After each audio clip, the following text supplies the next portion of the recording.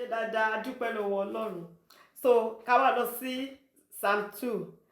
Ṣe rí Psalm 2, mo máa kọ́ wa ní mystery kan tẹ́bi náà tọ́lọ́run ṣe ń fi kọ́ mi nǹkan ohun ìjìnlẹ̀ kan tọ́lọ́run ṣe tẹ́bi èmi náà ṣe ń kọ́ mo ṣe ń wọ́kàn ní mo ṣe ń ṣiṣẹ́ lórí ẹ̀ náà ni but ká tó lọ sọ ọ̀rọ̀ yẹn ṣe rí mo sọ fún wa wípé wòlíì ni Dáfídì mo sọ fún wa wípé kò sí nǹkan tó máa ṣẹlẹ̀ ní 3000 years Dáfídì rí even though in the Old Testament kò sí oore ọ̀fẹ́ kí ọba kó tún jẹ́ wòlíì wọn kò sí oore ọ̀fẹ́ yẹn nígbà tí Jésù Kristi dé ló ṣe wàá rà wá padà tá ṣe lè jẹ́ ọba a lè jẹ́ ọba and at the same time ká tún jẹ́ wòlíì but ní Old Testament so torí ẹ̀ ni wọ́n ṣe pé Dáfídì ní wòlíì bí Jésù ṣe máa wá sáyé Dáfídì rí iṣẹ́ tí Jésù Kristi ń bọ̀ wá ṣe láyé Dáfídì rí bí Jésù Kristi ṣe máa lọ tó ṣe máa kọ́kọ́ ṣe fi ara ẹ̀rú ẹbọ fún wa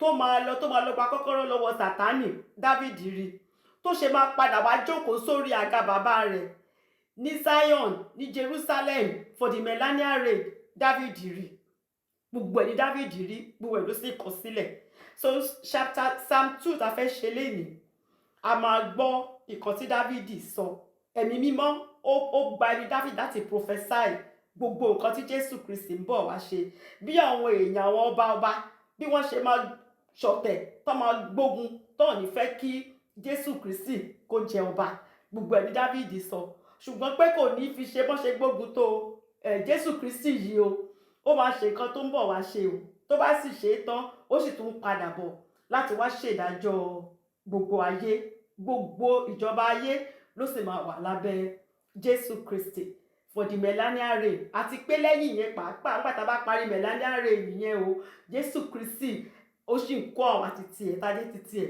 ó ń kó wa lọ sí ọ̀run gbogbo nǹkan tí Jésù Kristi máa ṣe pátápátá ni Dáfídì sọ sílẹ̀ so tá a bá farabalẹ̀ ní Psalm 2 yìí ayé wa kí ni ìdí tí Dáfídì ṣe ń prophesy tó ṣe ń sọrú gbogbo nǹkan ṣé ká kàn mọ́ ń pa Jésù Kristi nìkan ni kí ló ní ṣe pẹ̀lú àwa torí a máa ń ka Psalm 2 a máa fi ń gbàdúrà kí ló ní ṣe pẹ̀lú wa àti pé báwo ni ọ̀rọ̀ Jésù Kristi báwo ló ṣe prophesy gbogbo nǹkan yìí sílẹ̀ ní chapter 2 ẹ má jẹ́ ká gbàgbé pé Psalm 1 Dáfídì ti sọ̀rọ̀ wípé ẹni tó bá ń àbáìdì ẹni tó bá ń gbé inú Jésù Kristi ẹni tó bá wà nínú Ọlọ́run tó ti sá fún ẹ̀ṣẹ̀ tí ò bá àwọn ẹni ibi rìn tí kò dúró lọ́nà ìkà àwọn ènìyàn tí kò sì jókòó ti àwọn ọlọ̀tẹ̀ ṣùgbọ́n tó jẹ́ pé ó dúró sínú Ọlọ́run ni pé nìyẹn máa so èso rere so bí Dáfídì ṣe ń sọ̀rọ̀ Dáfídì ń sọ̀rọ̀ ń pa ẹni tó ń so èso rere ni o ó ń sọ̀rọ̀ ń pa ẹni tó ń gbé inú Ọlọ́run Dáfídì jẹ́ ẹni tó jẹ́ wípé nínú ayé ẹ̀ kò doubt Ọlọ́run rí tọ́lọ́run bá ti sọ nǹkan ní ayé Dáfídì final ni Dáfídì kò doubt Ọlọ́run fún nǹkan kan òun ló ṣe jẹ́ pé ó easy fún Dáfídì láti bá Ọlọ́run rìn ṣe máa pé ọ̀pọ̀lọpọ̀ kìrìsìtẹ́nì sí ta bá sọ nǹkan àbá ti ẹ̀ preach takò ti Bible ta bá níṣẹ́ gbàgbọ́ wá láwọn gbàgbọ́ ṣùgbọ́n deep down wọn gbàgbọ́ ọkọ̀ sọ pé wọ́n gbàgbọ́ ni torí ta bá gbàgbọ́ a máa ríṣẹ́ ìyanu ní gidi a máa ríṣẹ́ ìyanu ní gidi so Ebenezer Obey kọ orin kan tó máa jẹ́ kí àwọn ìyá mi àwọn àgbàlagbà ó máa jẹ́ kán lè tètè bóyá kẹ́míù tiwa mọ̀ àwọn kan ń disturb lábẹ́lẹ̀ mọ́mí Ọládìbú nìkan ni kẹ́ fi sílẹ̀ yes ma.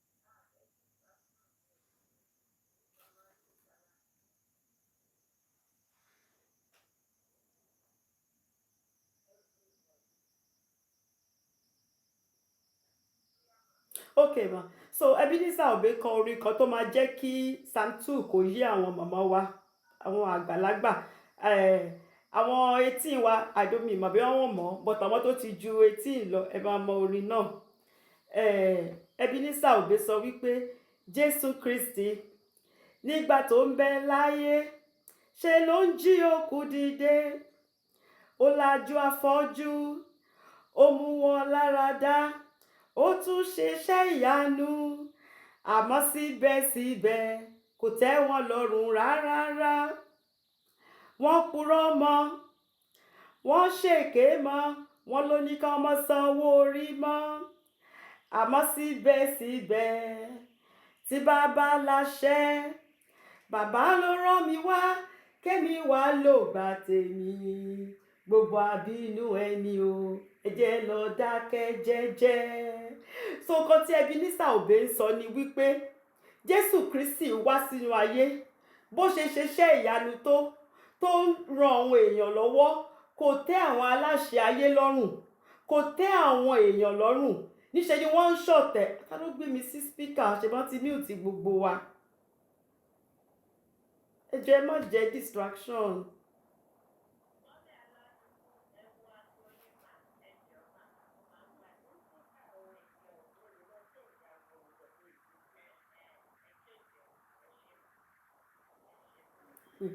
So Obey sọ wípé pẹ̀lú gbogbo iṣẹ́ dáradára tí Jésù Kristi ń ṣe pé kò tẹ́ àwọn èèyàn lọ́rùn, ńṣe ni wọ́n ṣọ̀tẹ̀ mọ́ Jésù Kristi. Àwọn ọba ayé wọ́n kóra wọn jọ, wọ́n ní kó pa Jésù Kristi kí ìlérí Ọlọ́run kó má bàa lè wá sí ìmúṣẹ. Obey wá ń sọ wípé ṣùgbọ́n kò ní fi ṣe bọ́n ṣe lè ṣọ̀tẹ̀ tó, wípé ti Ọlọ́run làṣẹ o, ohun tó ní wá bá ti sọ àṣẹ ni, kò sẹ́ni tó lè yí padà.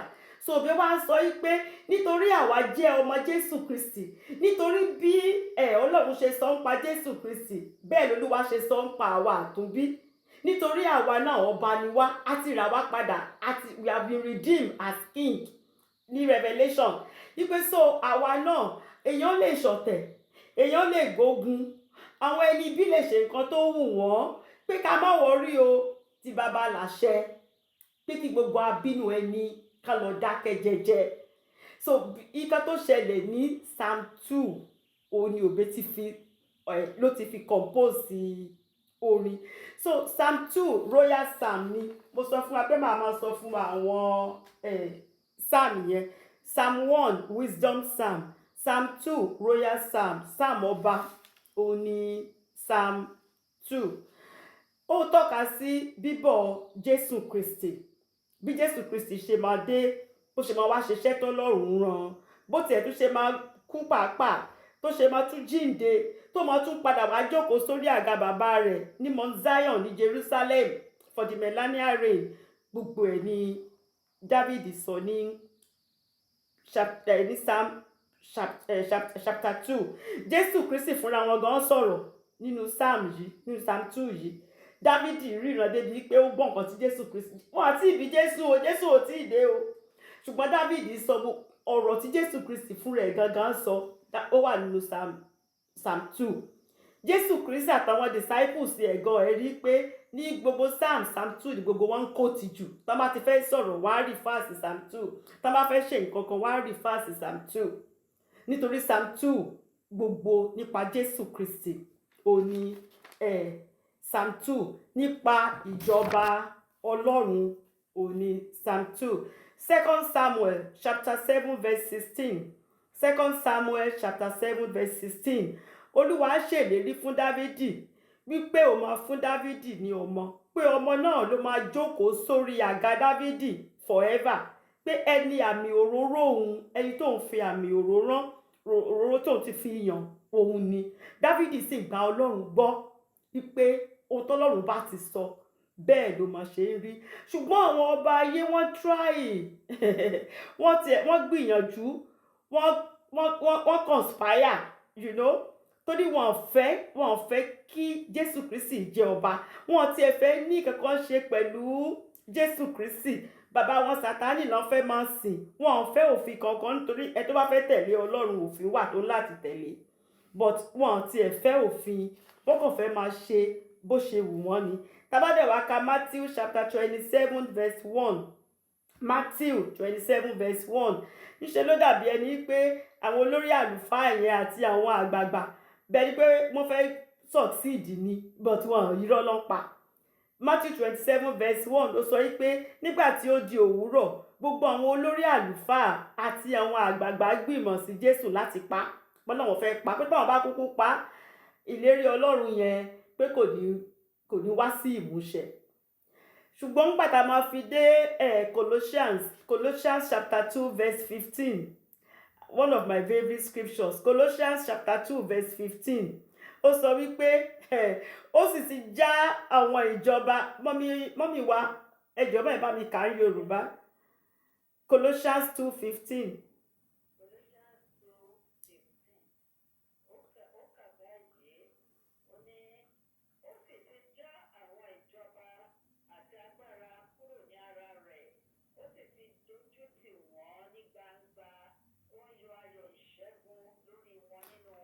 Bẹ́ẹ̀ ni Jésù Kristi dójú tì wọ́n ní gbangba, ó yọ ayọ̀ ìṣẹ́gun, ó yọ ayọ̀ ìṣẹ́gun. Kò sí nǹkan tán lè ṣe tí bàbá láṣẹ, ohun tọ́lọ́run ti wí àṣẹ ni. So Psalm 2 kàn sọ̀rọ̀ ń pa pé ẹ kàn lè kóra níjọ kẹ́ gbìmọ̀ kẹ́ ṣe nǹkan tó wù yín, ṣùgbọ́n o ti Olúwa òun láṣẹ lórí gbogbo wa, òun láṣẹ lórí Jésù Kristi. Dávidi sọ fún wọn wípé Jésù Kristi yìí ó á lọ o, ṣùgbọ́n ó tún padà bọ̀ o láti wá ṣèdájọ́ gbogbo ayé àti gbogbo àwọn ọba tán plan tán ṣọ̀tẹ̀, ó ń bọ̀ láti wá ṣèdájọ́ gbogbo ènìyàn. Nǹkan tí Psalm 2 wà all about nìyẹn. Ṣùgbọ́n mo fẹ́ kọ́ wa ní mystery kan ká tó di pé a lọ ka chapter 2. Ẹ rí pé tẹ́ bá ti ka chapter 2 yẹn, ẹ rí pé Ọlọ́run sọ pé kí ló tiẹ̀ dé táwọn èèyàn yìí ṣọ̀tẹ̀, kí ló ṣe wọ́n tó ń gbìmọ̀ burúkú, bọ̀ tó wá sọ wípé ẹ tó jókòó sí ọ̀run pé akàn rẹ́rìn ni. Kí ló dé tọ́lọ́run fẹ́ fi rẹ́rìn? Ṣẹ́ni ló yẹ ṣẹ́ mọ̀ pé ẹ tó jókòó sọ́run akàn rẹ́rìn ni, pé tó bá akàn rẹ́rìn ni, and that's it. Nítorí tí Tolúwa láṣẹ, ohun tọ́lọ́run ti sọ ó di dandan kó wá sí ìmúṣẹ. So ọ̀tá kàn lè máa parabolate, ọ̀tá kàn lè máa ṣoríṣiríṣi, ṣùgbọ́n at the end of the day Tolúwa láṣẹ o, kò ní fi ṣe bọ́tà ṣe lágbára tó, Tolúwa láṣẹ. So Olúwa kàn rẹ́rìn wọn, ó rẹ́rìn wọn torí ó mọ̀ pé wọ́n máa fail ni. Kí ló dé tó jẹ́ pé ẹ̀rín lọ́lọ́run rí. So mo ti wá ń gbọ́ àwọn testimonies nípa pé kéèyàn kàn lọ rẹ́rìn, mo wá bẹ̀rẹ̀ sí ní try àti máa béèrè, mo bẹ̀rẹ̀ sí ní study pé kí ló wà ń pa laughter. Mo wá rí wípé laughter bí ijó ṣe jẹ́ strange mystery of deliverance. Ṣé mo pé téèyàn bá praise Ọlọ́run, téèyàn ń jó ní gidi, èèyàn lè rí deliverance. Kò sí ẹ̀ ṣe pé èèyàn máa rí deliverance. Bẹ́ẹ̀ ni ẹ̀rín ṣe rí nínú ẹ̀mí. Life is spiritual. Ṣe rí ẹ̀rín, mo discover pé ó máa ń disarm Sátánì ni. Ó máa ń disarm, ó máa ń jọ̀wọ́ ọwọ́ Sátánì. Kò ní jẹ́ kí Sátánì, kò ní jẹ́ kó lè ṣe nǹkan kan. Ó máa ń gbàgbára lọ́wọ́ Sátánì ni. Téèyàn bá kàn rẹ́rìn. Bí ìbínú bó ṣe jẹ́ pé ó máa ń ṣílẹ̀kùn fún Sátánì, ẹ̀rín máa ń tilẹ̀kùn mọ́ Sátánì ni. Ṣé mo pé ẹni tó bá ń bínú tí nǹkan bá fẹ́ ṣẹlẹ̀ sí bóyá iṣẹ́ ìyanu kan ń bọ̀, Sátánì á jẹ́ kéèyàn kan lọ mú ẹni yẹn bínú torí ó mọ̀ pé ẹni yẹn ní problem pẹ̀lú ìbínú.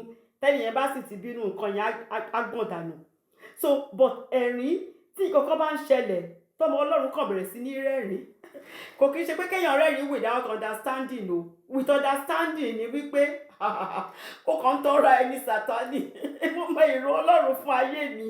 Kò sí nǹkan kan tó lè ṣe, yóò kàn ń ṣe wàhálà lásán ni. Kéèyàn kàn fi Sátánì rẹ́ ni kẹ́kọ̀ọ́ máa rẹ́rìn bẹ́ẹ̀. Ó máa ń disarm Sátánì ni. So tá bá ti gbàdúrà tán lórí nǹkan kan tá ti ṣe, ká kàn bẹ̀rẹ̀ sí ní rẹ́rìn. Ká kàn máa fi Sátánì rẹ́rìn. Ẹ máa rí nǹkan tó máa ṣẹlẹ̀.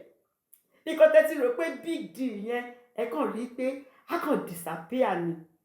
Ẹ jẹ́ fún yín ní àwọn testimony tó máa jẹ́ kí nǹkan tí mò ń sọ kó yé yín. Mo ti sọ lórí òkè Síónì rí, brother kan àti ìyàwó wọn àtúnbí ni wọ́n sì ń wojú Ọlọ́run for 10 years, ọdún 10 ni wọ́n fi wojú Ọlọ́run tí kò sí nǹkan kan tó ṣẹlẹ̀. Gbogbo program ìjọ lọ́dẹ̀ ń lọ.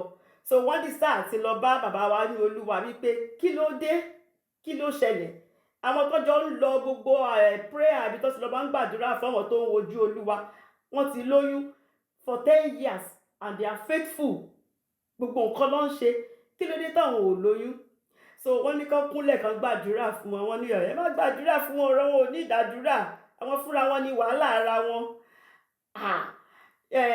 kí ló dé wọ́n ní time tó bá yẹ kí ìyàwó lóyún time yẹn gangan Sátánì àwa jẹ́ kí ìyàwó kó pìkì ìjà nígbà ló máa rí nǹkan tó kọ ẹ ṣe tí kò dáa àwa bẹ̀rẹ̀ sí ní rojọ́ a máa bú ọkọ ẹ̀ a máa sọ gbogbo ọ̀rọ̀ a máa bínú tó bá ti pẹ́ díẹ̀ tọkọ náà ò lè mú mọ́ra mọ́ ọkọ náà á dáyàwó lóhùn àwọn méjèèjì àwa bẹ̀rẹ̀ sí ní argue wọn wá ní sí ní agreement mọ́ wọ́n á ṣe yẹn wọ́n lè ṣe for 2-3 days tásìkò yẹn bá ti kọjá lọ wọ́n á tún padà wọ́n á tún wà ní agreement wọn ní bínú mọ́ ó dẹ̀ ṣẹlẹ̀ for 10 years tí wọn ò dẹ̀ fúnra pé nǹkan tó jẹ́ problem wọn nìyẹn so Ọlọ́run wá sọ fún òjíṣẹ́ Ọlọ́run pé sọ fún wọn pé tíyàwó bá ti bẹ̀rẹ̀ wàhálà ẹ̀ kí ọkọ kó kàn máa rẹ́rìn kó má bá sọ̀rọ̀ kó má ti ẹ̀bẹ̀ kó kàn máa rẹ́rìn kó má dẹ̀ dákẹ́ kó máa rẹ́rìn kó ṣáà máa rẹ́rìn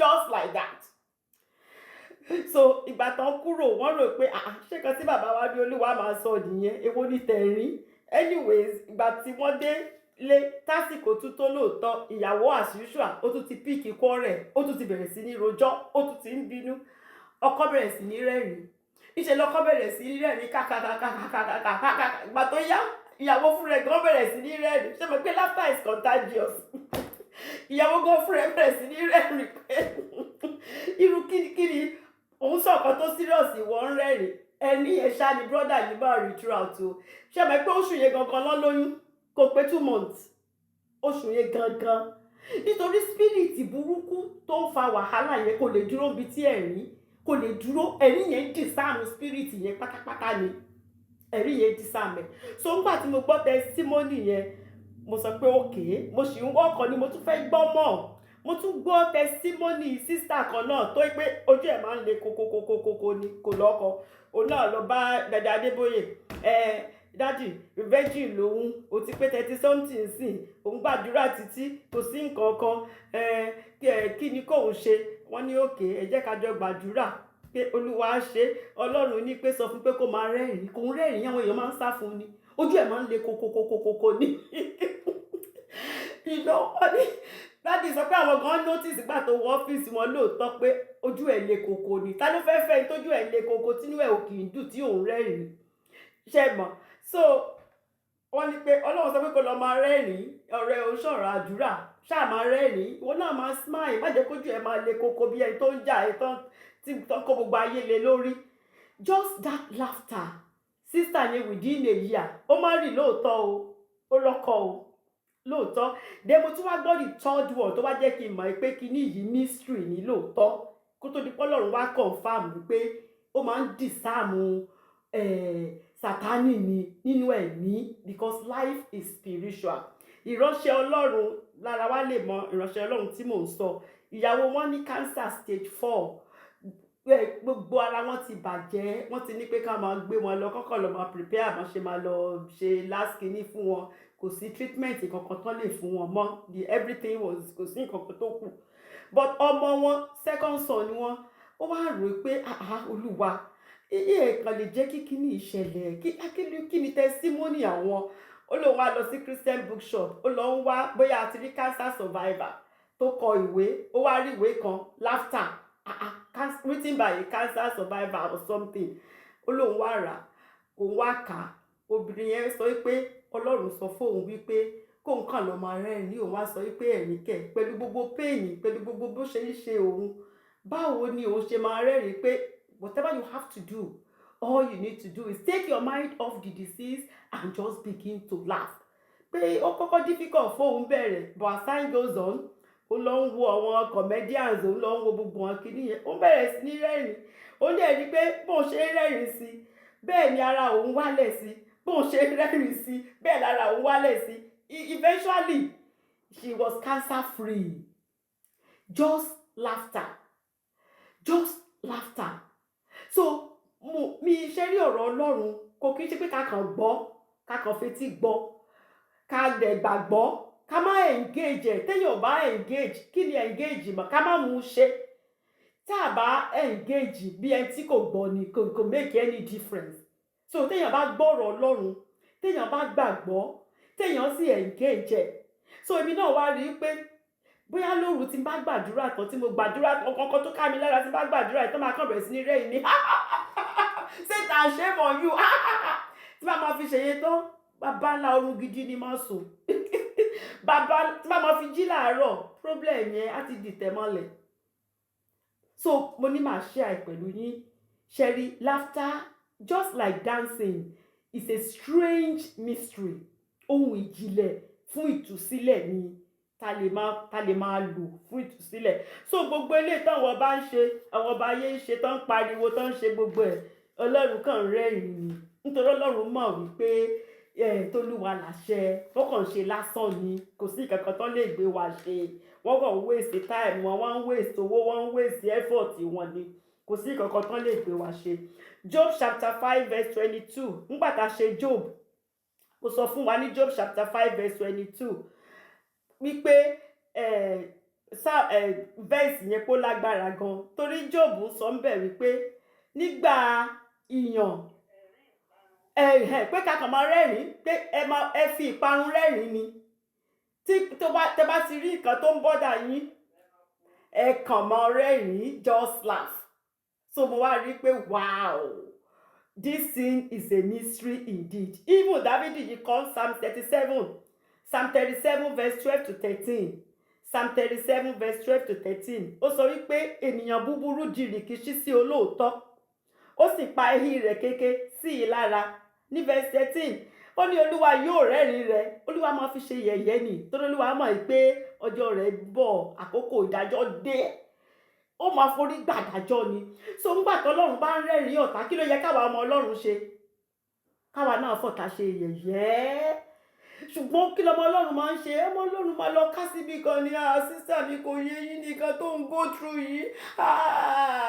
kí ló yẹ kó ṣe ẹ̀rín ni Sátánì kó fi ṣe yẹ̀yẹ́ kó rẹ́rìn kó lè dànù kó lè dúró níbi tí èèyàn bá ti ń dùn ibi tó ti ń rẹ́rìn Sátánì ò lè dúró so ó ń rẹ́rìn pé nítorí pé ó mọ èrò tí Ọlọ́run tó ní fún ayé rẹ Jeremiah 29 verse 11 ẹni tí ò bá mọ̀ kó lọ ha sórí Jeremiah 29 verse 11 nítorí èrò tó dára lolúwa ní fún wa o èrò gidi òun lolúwa ní fún wa ẹni tó bá wà nínú Ọlọ́run bí David ṣe sọ ní Psalm 1 ọ̀tá ò lè borí ẹ̀ o ó di dandan kó so èso rere o àfẹ́ tó bá lọ ń bá àwọn ẹni ibi rìn o tó ń dúró ní ọ̀nà àwọn ènìyàn búburú tó lọ ń jókòó níbi táwọn àwọn tó ń fi orúkọ Ọlọ́run tó fi ń ṣe yẹ̀yẹ́ tó ń pẹ̀gàn àwọn ìránṣẹ́ Ọlọ́run irú àwọn yẹn nìkan ni promise yìí ò ní ṣeṣẹ́ fún ṣùgbọ́n fáwa tó bá jẹ́ pé lórúkọ Jésù a dúró nínú Jésù Kristi ta dúró ta di òpó Jésù Kristi yìí mú èrò tó dára Olúwa ní fún wa ọ̀tá ò lè borí wa lórúkọ Jésù. Thank you Lord. So that's just the mystery. Káwá lọ ka Psalm 2. Ó ti ẹ̀dá ó ní 12 verses ni. So verse 1 mo ti sọ fún wa pé it's a royal psalm nípa ìjọba Jésù Kristi ni. Ẹ̀mí mímọ́ ló gba ẹnu Dávidi sọ̀rọ̀ Dávidi ríran ni revelation big revelation ni so adelerica ní Acts chapter ẹ wo mọ́ ẹ bá wa kà Acts chapter 4 verse 25 to 28 Acts chapter 4 verse 25 to 28 Acts 24 Iṣẹ́ Àpọ́sítélì orí 4 25 to 28.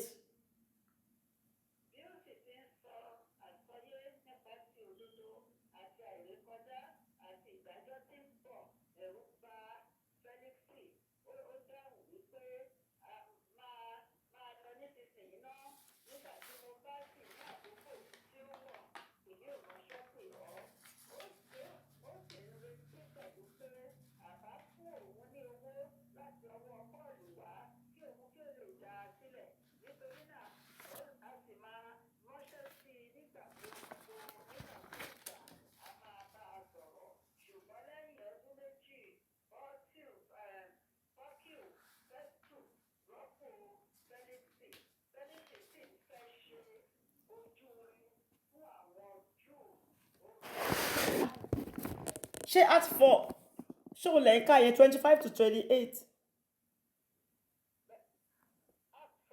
bẹ́ẹ̀ mà. No, Acts 4.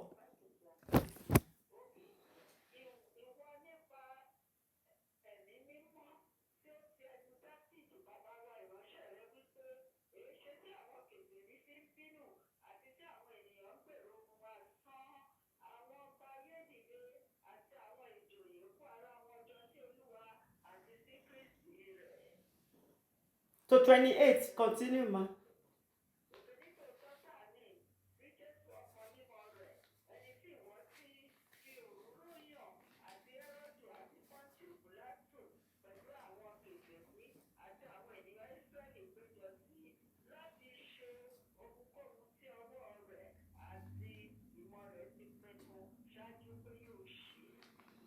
Hallelujah. So àwọn apostoli ló ń sọ̀rọ̀, wọ́n fi ń bá àwọn èèyàn sọ̀rọ̀ ni wípé gbogbo nǹkan tẹ́ ń ṣe yìí ẹ̀ lè dá iṣẹ́ Jésù yìí dúró, ẹ̀ lè dá iṣẹ́ ìránṣẹ́ dúró nítorí Olúwa ti sọ, Olúwa ti sọ ṣáájú. Wọ́n ń rìfà sí nǹkan tí Dávídì sọ ní Psalm 2 verse 1 to 3 wípé àṣẹ Olúwa ni wípé Jésù Kristi ń bọ̀, Jésù Kristi náà sì ti wá, ó sì ti wá kú fún gbogbo ènìyàn. So a ń láti jẹ́ kí gbogbo ènìyàn mọ̀, a ń láti kéde Jésù Kristi nítorí àsọtẹ́lẹ̀ ni, ẹ lè stop wa, ẹ lè dá wa dúró. Pọ́ńtù Pílátù, Hẹ́rọ́dì, gbogbo wọn gbìmọ̀ papọ̀, wọ́n ṣọ̀tẹ̀ sí Jésù, wọ́n láwọn máa pa á, ṣùgbọ́n wọn ètò wọn Olúwa ò gbà kó wá sí ìmúṣẹ nítorí Jésù ń fulfill destiny nǹkan tó yẹ kó wá ṣe, Jésù ń ṣe.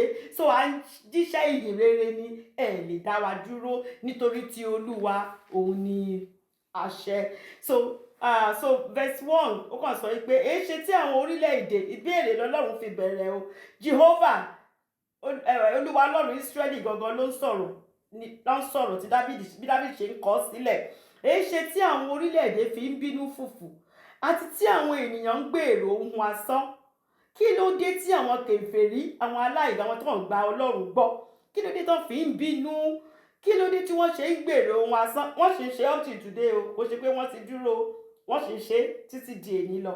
So verse 2 ó ní àwọn ọba ayé wọ́n kẹ́sẹ̀ jọ àti àwọn ìjòyè wọ́n ń gbìmọ̀ pọ̀ sí Olúwa, ìyẹn sí Jehovah bàbá Jésù Kristi, àti sí ẹni òróró rẹ̀. Jésù Kristi ni ẹni òróró, àti sí ẹni òróró rẹ̀ pé wípé ẹ jẹ́ kí a fa ìdè wọn já, pé ká mú pé wọ́n torí wọn ti ẹ̀fẹ́ tọlọ́run, wọn fẹ́ wà lábẹ́ àkóso Ọlọ́run. A sì mọ̀ pé bàbá wọn Sátánì ló ń ṣiṣẹ́, wọn fẹ́ wà lábẹ́ àkóso Ọlọ́run. Pé sókè la lè ṣe wípé ká fa ìdè Jésù Kristi yìí, ká fà já. Tí Jésù Kristi ò bá lè wá, àbí tó bá wá tá bá rí pa, tí kò sí, tí ò lè ṣe nǹkan tó lọ́run rán, kò sí bọ́lọ́run ṣe máa gba ra wa ènìyàn padà. Wípé so ẹ jẹ́ ká fa ìdè yẹn já, ká mú okùn wọn kúrò ní ọ̀dọ̀ wa, tó dàtà ní sí lábẹ́ òfin Ọlọ́run yìí, a lè ṣe bó ṣe wù wá, wọ́n á lè báyè sí bàbá wọn Sátánì. Ṣùgbọ́n kí ni Ọlọ́run ṣe?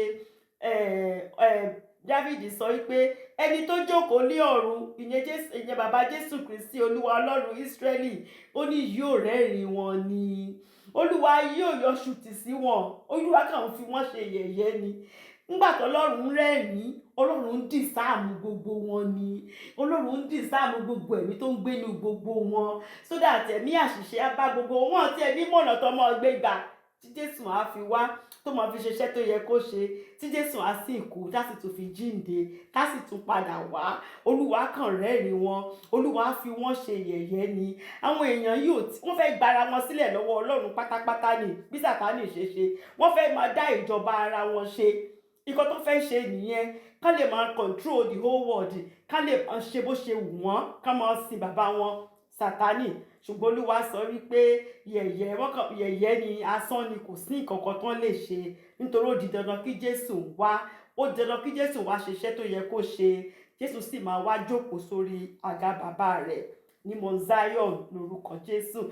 So Psalm 59 verse 8, Psalm 59 verse 8 ó ní ṣùgbọ́n ìwọ Olúwa yóò rẹ́rìn wọn, ìwọ ni yóò yọ ṣùtì sí gbogbo àwọn kèfèrí.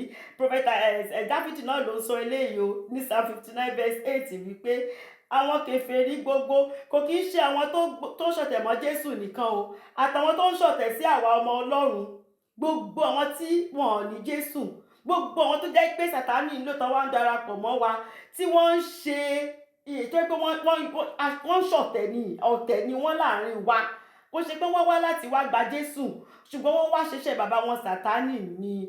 Dávidi sọ wípé Olúwa kan wò wọ́n látọ̀run, Olúwa ń rẹ́rìn wọn, nítorí Olúwa mọ̀ pé ìdájọ́ wọn dé. Olúwa ti mọ̀ kan tó máa gbẹ̀yìn wọn, pé ìdájọ́ wọn dé. So verse 5, nígbà náà ni yóò sọ̀rọ̀ sí wọn, nítorí Jésù Kristi máa wá sọ̀rọ̀ sí wọn ní ìbínú rẹ̀ o, nítorí wọ́n ti ṣọ̀tẹ̀ sí, wọ́n ti láwọn ò gba Jésù Kristi. Olúwa máa sọ̀rọ̀ sí wọn nínú ìbínú rẹ̀, yóò sì yọ wọ́n lẹ́nu nínú ìbínújẹ́ rẹ̀ kíkankíkan ni o, nítorí ó máa ṣèdájọ́ wọn. Ó di dandan kó ṣèdájọ́ wọn, torí oore ọ̀fẹ́ wà fún ọ láti yàn. Tó bá sì sọ pé ò fẹ́ yàn, ọ̀tẹ̀ ló fẹ́ máa ṣe, it's okay, lọ máa gba agbára kún agbára kó máa ṣọ̀tẹ̀, ṣùgbọ́n Olúwa ó máa sọ̀rọ̀ sí ẹ nínú ìbínú rẹ̀. Olúwa yóò sì yọ ọ́ lẹ́nu ní ìbínújẹ́ rẹ̀ kíkankíkan ni o, ní kíkankíkan ni. Verse 6 wá sọ pé ṣùgbọ́n mo ti fi ọba mi jẹ lórí Síónì òkè mímọ́ mi o. Oyè Dáfídì sọ pé Olúwa Ọlọ́run Ísírẹ́lì ló sọ pé pẹ̀lú gbogbo bó ṣe ń gbìmọ̀, bó ṣe ń ṣe gbogbo ètò, pé mo ti fi ọba mi jẹ lórí Síónì òkè mímọ́ mi o.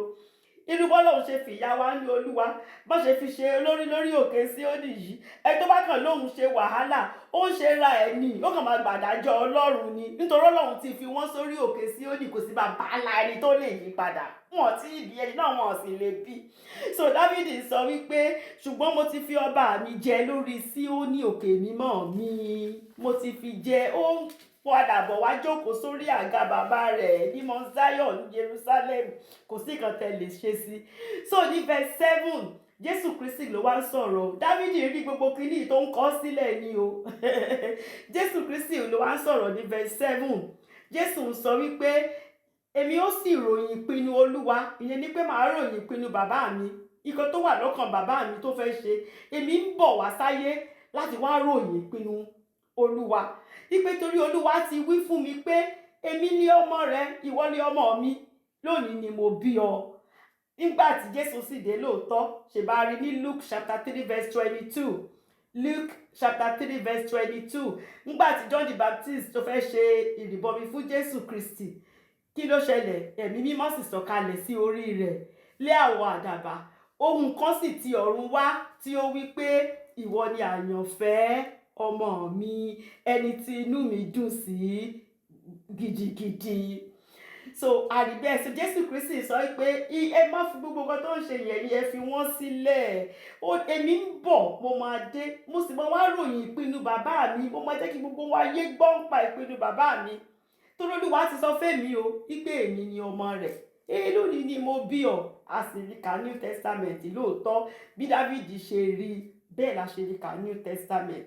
So verse 8 and 9 ó wá ń sọ̀rọ̀ nípa àjíǹde Jésù Kristi, pé torí nígbà tí Jésù Kristi bá tún dé, ẹ wo orú Revelation, wow, nígbà tí Dáfídì, ẹ wo time yẹn kó tó di pé Jésù Kristi dé, Dáfídì sì tún sọ̀rọ̀ bó ṣe máa jíǹde, nígbà tó bá jíǹde tán, nǹkan tí Jésù Kristi máa tún wá ṣe, bó ṣe máa padà wá láti wá ṣe ìdájọ́ àwọn tó gba Jésù àtàwọn tí wọn kò gba Ọlọ́run. So ní verse 8, olùgbàlà aráyé ń bọ̀. Dáfídì sọ pé ẹ ní sùúrù o, kò sí nǹkan tẹ́ lè ṣe sí o, nítorí bàbá rẹ̀ ti sọ fún wípé béèrè lọ́wọ́ mi, èmi ó sì fi àwọn orílẹ̀-èdè fún ọ ní ìní rẹ àti ìhà òpin ilẹ̀ ní ọrọ̀ ilẹ̀ rẹ. Jésù Kristi ó intercede. So Jésù Kristi ó ti wá, ó ti kú, ó ti jíǹde, nísìnyí ó wá intercede. Ó intercede, ó ń gbàdúrà fún gbogbo wa báyìí pé Olúwa fi gbogbo orílẹ̀-èdè fún mi gbogbo orílẹ̀-èdè ní ìní mi àti ìhà òpin ilẹ̀ ní ọrọ̀ mi fún mi, torí mò ń padà bọ̀ láti wá jọba lórí gbogbo ayé. Jésù Kristi ń padà bọ̀ láti wá jọba lórí ayé. Nígbà tó bá sì dé, kí ló máa wá ṣe second coming ẹ̀? Ọ̀pá irin ni ìwọ ò fi fọ́ wọn. Ó máa fi ọ̀pá irin fọ́ gbogbo àwọn oníṣẹ́ ibi gbogbo ni o, ó sì máa run wọ́n wómú ni o, bí ohun èlò amọ̀. nǹkan tó fi I love the Bible. Ọ̀pá yín ni ìwọ yóò fi fọ́ wọn wómúwómú, ó máa fọ́ wọn ní túútú bí ìkòkò amọ̀ ni. Gbogbo àwọn tí wọ́n ń ṣọ̀tẹ̀ sí Jésù Kristi, gbogbo àwọn tó ń jẹ́ ìdíwọ́ ìdènà síṣẹ́ Ọlọ́run, torí nígbà tí Jésù bá dé ń sìn, Àìsáyà sọ wípé àti nígbà tó bá padà bọ̀ second coming àti fún ní gbogbo ayé. Jésù máa jọba lórí gbogbo ayé ni o, kò ṣe pé Jerusalem nìkan ló máa wà o, ó máa jọba lórí gbogbo ayé.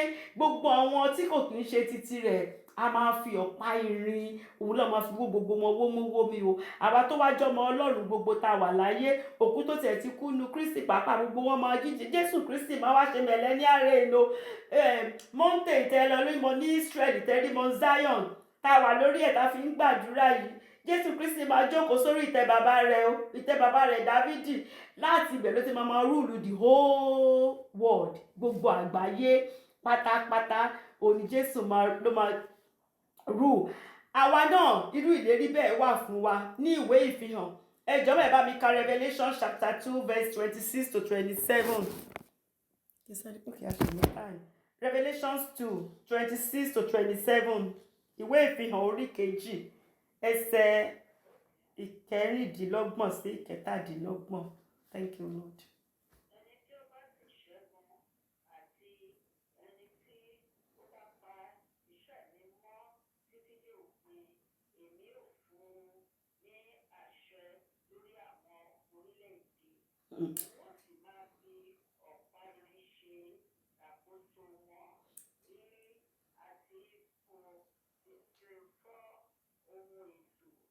Amen. Hallelujah. Tutu. Hallelujah. So Jésù Kristi sọ pé bí àwọn gan ṣe gbà látọ̀dọ̀ bàbá wọn pé gbogbo ayé báyìí ni bàbá wọn ti fi fún wọn. Wọ́n ń bọ̀ láti wá ṣe ìdájọ́, wọ́n ń bọ̀ láti wá jókòó sórí ìtẹ́ bàbá wọn. Gbogbo àwọn ìka ènìyàn, gbogbo àwọn tó sọ pé wọ́n gba Jésù, gbogbo wọn la máa fi irin, la máa fi wó wómú bí ohun èlò amọ̀. Ó wá sọ pé àwa gan, nítorí nísìnyí àwa gan ti di ọba. We have been redeemed as kings. Revelation 1:5 ni. Revelation 1:5 I think. Yeah, I think it's Revelation 1:5. We have been redeemed as king. Ọba ni wá. So àwa náà, ẹni tó bá dúró nínú wa, ẹni tó bá ṣẹ́gun, tí ó dúró tí kò yà sọ́nà mìíràn, ó ti fi wá jẹ ọba àtàlùfáà. Bẹ́ẹ̀ ni, hallelujah. So àwa náà ti di ọba. So ẹni tó bá wá dúró nù wa tó di aṣẹ́gun, tó dúró bí David ṣe sọ Psalm 1, tí kò yà sọ́tún, tí kò yà sósì, Olúwa máa wá fún àwa náà bó ṣe fún Jésù Kristi, ó máa fún wa ní ọ̀pá irin náà láti wó gbogbo àwọn ìka ènìyàn, àwọn ẹni ibi, láti wó wọn wómú bí ohun èlò amọ̀. Ṣé mọ̀ pé Kristẹni méjì lè dúró ká máa gbàdúrà sí, kéèyàn kan sọ pé lórúkọ Jésù kí kankan má ṣẹlẹ̀, kí second one kó dẹ̀ sọ pé lórúkọ Jésù kí nǹkan dẹ̀ bẹ̀rẹ̀ sí ní ṣẹlẹ̀. Ìyàtọ̀ tó wà láàárín àwọn méjèèjì ni ìkan dúró ṣinṣin, ìkan ò dúró ṣinṣin. So orúkọ yẹn lágbára lẹ́nu ẹni tó dúró ṣinṣin, orúkọ yẹn ò lágbára lẹ́ni tí ò dúró, because life is spiritual. Kò sí gbogbo ẹ̀ ló wà kálákọsílẹ̀ fún wa.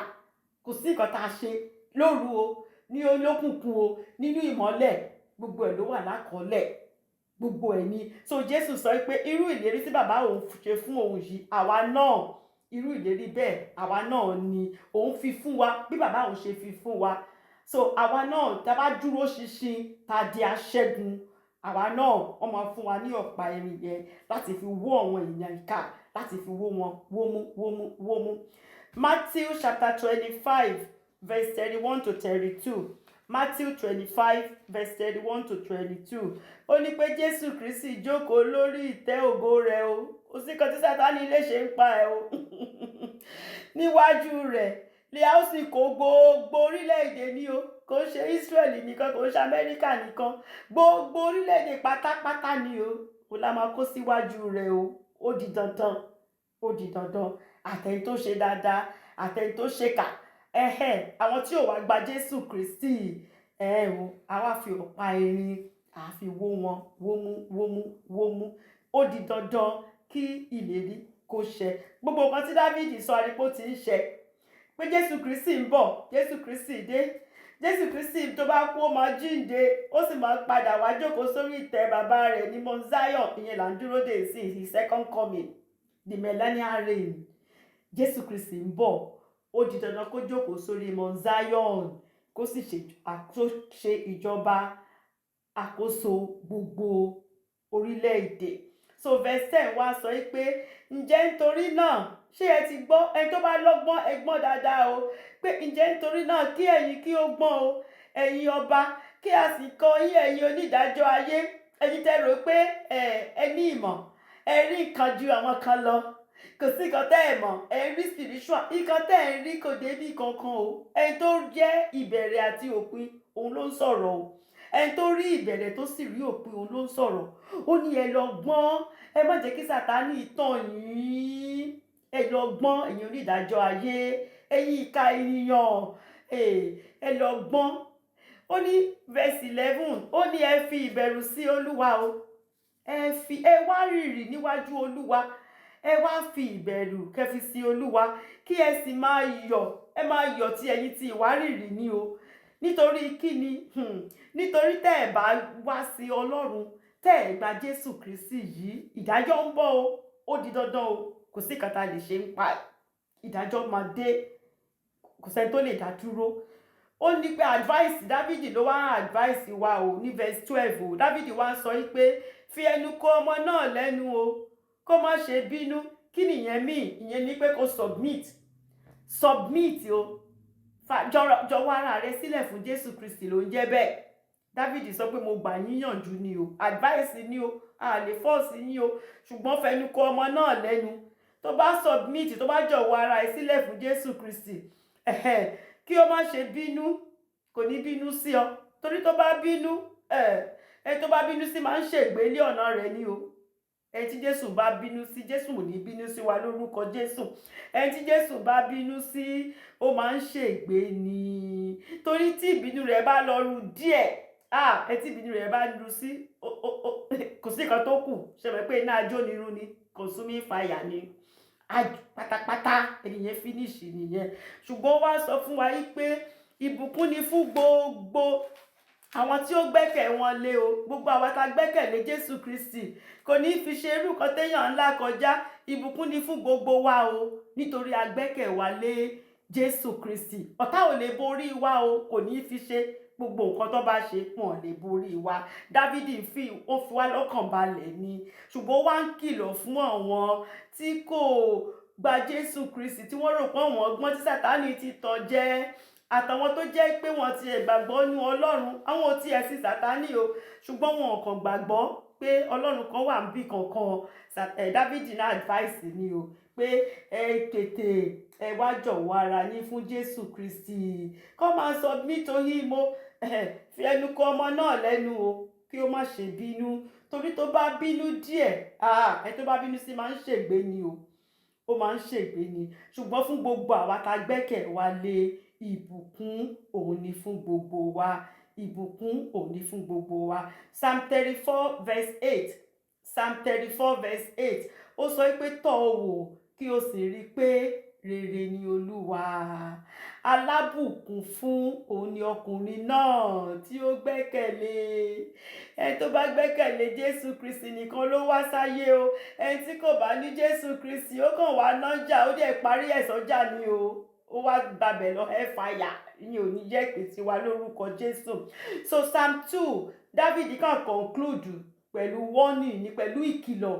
Ó kìlọ̀ fún àwọn aláṣẹ ayé, àwọn tó ń lágbára tí wọ́n rò pé president làwọn, kò sí kankan tán yẹn, inú ẹgbẹ́ òkùnkùn sí ni gbogbo wọn wà. Dáfídì sọ fún wọn ni, ó ń kìlọ̀ ni o, àti fún gbogbo aláìgbàgbọ́, gbogbo ẹni tí kò gba Jésù Kristi gbọ́. Dáfídì ń kìlọ̀ ni o wípé number 1, ẹ lọ gbọ́n, be wise. Dáfídì ṣe pé be wise o, ẹ lọ jẹ́ ọlọ́gbọ́n.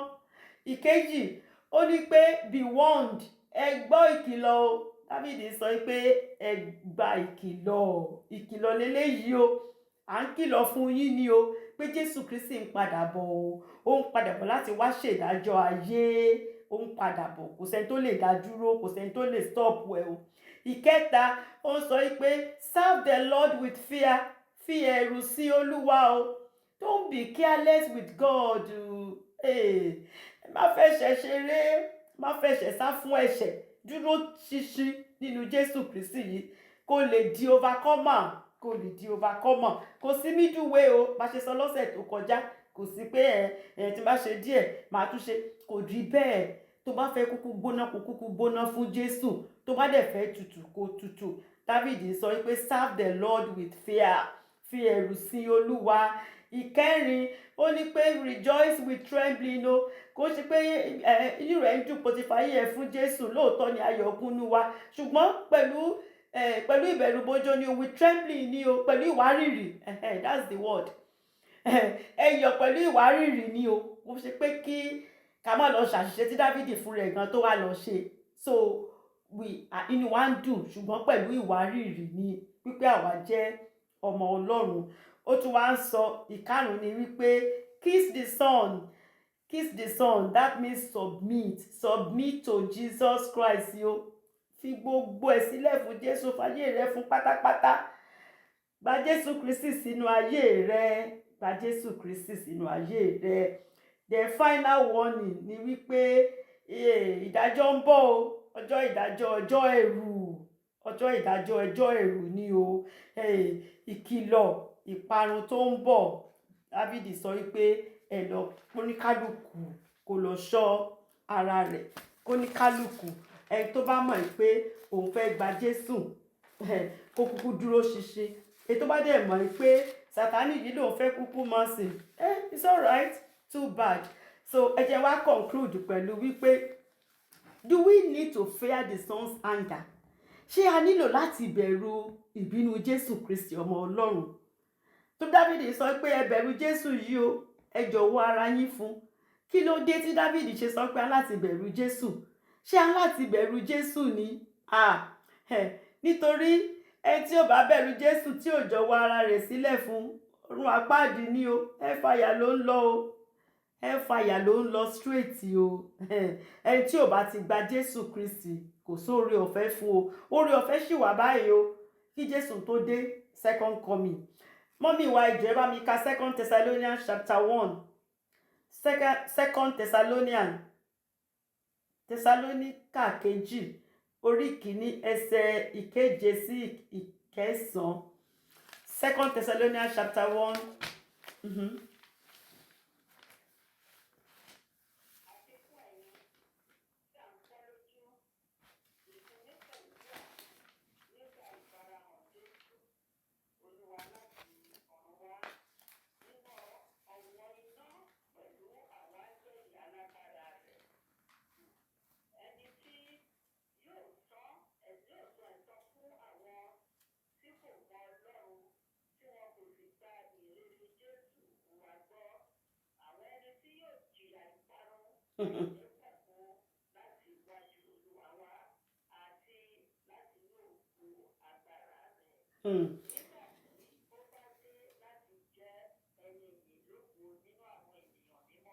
Hallelujah. Hallelujah. Thank you, ma. Ó ti tó, ma. God bless you, ma. God bless you, ma. Ìkan tó wà ńbẹ̀ ni wípé ẹ̀yin tá ti pọ́n lójú nítorí Jésù Kristi, ẹ go through oríṣiríṣi. Jésù Olúwa ń sọ pé ìsinmi pẹ̀lú wà fún wa o. Ìsinmi wà fáwa ní rẹpẹtẹ. Ìsinmi wà fún wa. Nígbà tí Jésù bá farahàn, ìsinmi wà fún àwa. Kò ní sí wàhálà, kò ní sí dààmú, kò ní sí nǹkan kan mọ́ fún gbogbo ẹni tó dúró. Ẹ̀yin tá ti pọ́n lójú nínú Jésù Kristi gbogbo. Ìsinmi wà fún gbogbo wa. Nígbà tí Jésù bá farahàn, torí Jésù Olúwa máa farahàn o. Ó di dandan o. Ó ń bọ̀ láti ọ̀run wá pẹ̀lú gbogbo àwọn áńgẹ́lì. Ọwọ́ iná ló máa bá dé o nígbà tó bá ń bọ̀, torí ó ń bọ̀ láti wá ṣe ìdájọ́ ni. Ọwọ́ iná ló máa bá dé. Ohun àtàwọn áńgẹ́lì alágbára ni wọ́n jọ ń bọ̀. Nígbà tí wọ́n bá sì dé, kí ni wọ́n á ṣe? Verse 8. ó ní ẹni tí yóò san ẹ̀san fún àwọn tí kò mọ Ọlọ́run. Gbogbo ẹni tí kò mọ Ọlọ́run ló máa san ẹ̀san fún. Àwọn tí kò sì gba ìyìn rere à ń wàásù títí wọ́n ní kíta ló ń jẹ́ Jésù, àwọn ò fẹ́ gbọ́. Àwọn tí ò bá gba ìyìn rere Jésù Olúwa gbọ́, Olúwa ń bọ̀ láti wá san ẹ̀san fún wọn. Verse 9, àwọn ẹni tí yóò jìyà ìparun àìnípẹ̀kun, ìyẹn ló burú jù. Ìyà ìparun àìnípẹ̀kun kò ṣeé kà o, kò ṣe mílíọ̀nù o, ó kàn pọ̀ kó ṣe títí sí ayé àìnípẹ̀kun. Ó ní ìparun ẹni tí kò bá gba Jésù Kristi, ẹni tí kò bá gba ìyìn rere Jésù Kristi Olúwa wa gbọ́. Nítorí kò sẹ́ni tó lè dá pípadà rẹ̀ bọ̀, kò sẹ́ni tó lè dá dúró. Jésù ń padà bọ̀. Báyé fẹ́ báyé kọ̀, Jésù yóò farahàn. Báyé fẹ́ báyé kọ̀, Jésù yóò farahàn. Gbogbo ojú ni yóò rí nígbà tó bá ń bọ̀ láwọ̀ sánmọ̀. Báyé fẹ́ báyé kọ̀, Jésù yóò farahàn. Bàbá yóò farahàn, bàbá mi yóò farahàn. Báyé fẹ́ báyé kọ̀, Jésù yóò farahàn. Àwọn tó bá ṣèfẹ́ Jésù nìkan ló máa bá Jésù gòkè lọ o. Kò sí nǹkan tá a lè ṣe sí Jésù Kristi ń bọ̀. So a lóore ọ̀fẹ́. Oore ọ̀fẹ́ wà bóyá o ti gba ìyìn rere tẹ́lẹ̀ ṣùgbọ́n wọ́n ti tàn ọ́ lọ síbi tí kò yẹ kó lọ, àbí ìwọ fúnra ẹ tàn ara rẹ. Ìwọ fúnra ẹ gan mọ̀ pé tí ìpè bá dún lénìí ò lè méèkì ẹ̀. So oore ọ̀fẹ́ wà fún ọ láti gba Jésù Kristi sínú ayé rẹ, so that ìparun tó ń bọ̀ ò ní nípìn nínú ìparun tó ń bọ̀.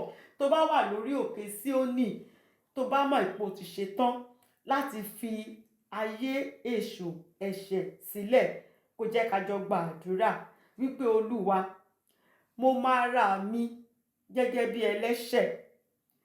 Nítorí tèmi ló ṣe kú ikú oró lórí igi àgbélébù. Dárí gbogbo ẹ̀ṣẹ̀ mi jì mí. Fi ẹ̀jẹ̀ rẹ fi wẹ gbogbo ẹ̀ṣẹ̀ mi mọ́.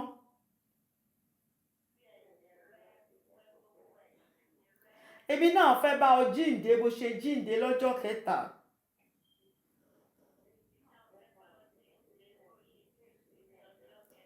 Kọ orúkọ mi sínú ìwé ìyè.